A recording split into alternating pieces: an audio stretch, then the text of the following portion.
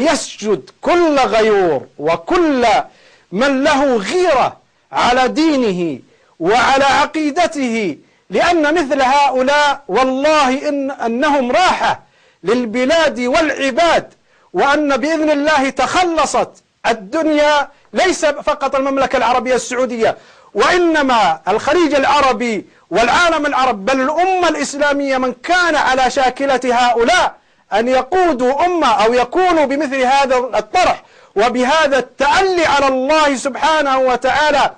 ألم يسمع هذا الزنديق بأن الله سبحانه وتعالى قد غفر لعاصي مرتكب للكبائر عندما تألى الداعي الذي كان يدعوه للخير وإلى الأمر بالمعروف والنهي عن المنكر؟ قال: لن يغفر الله لك بعد أن ناصحه.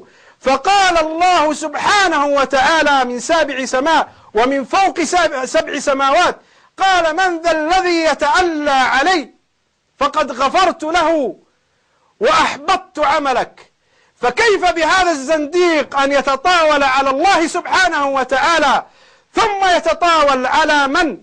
على إمام وعلى قائد كان يدعو إلى الأمر بالمعروف والنهي عن المنكر.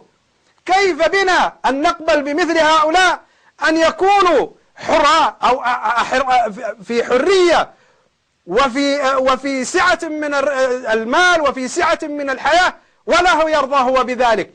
فكيف بنا أن يقبل بذلك؟ ولكن الحمد لله يوم يفرح المؤمنون، ونحن فرحة هذه الليلة بإذن الله تعالى وتجسيد فرحتنا، وما نقول هذه الليلة إلا نشكر الله سبحانه وتعالى بهذه السجدة لله سبحانه وتعالى. لمن؟ لأن الله سبحانه وتعالى أمر بالقبض عليه، فالحمد لله سبحانه وتعالى على هذه النعمة.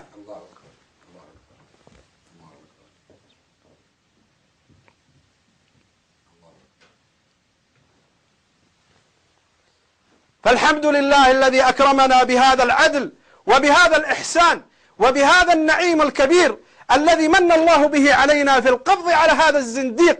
ونتمنى أن تأخذ العدالة، أن تأخذ مجراها من هذا الشخص، من هذا الزنديق الذي لم يقف شره على البلاد وعلى العباد وعلى ولاة الأمر فقط، بل على العقيدة وعلى أهلها وعلى رجال علمائنا وعلى أئمتنا وعلى صحابة الرسول صلى الله عليه وسلم، بل على الرسول صلى الله عليه وسلم وعلى الله الذي تألى على الله قبل قليل في ذاك المقطع عندما يقول: كيف نرجو أن يكون نايف في الجنة